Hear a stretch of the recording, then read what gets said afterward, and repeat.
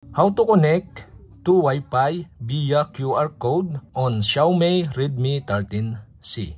And okay guys, on your mobile phone, okay, go to settings. In settings, go to Wi-Fi.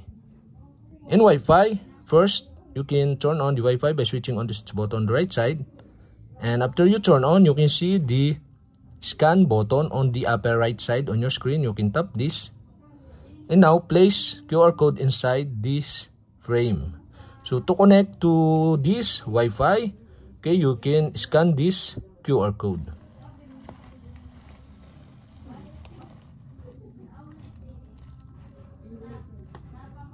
And okay guys, we have successfully connect the Xiaomi Redmi 13C to Wi-Fi via QR code.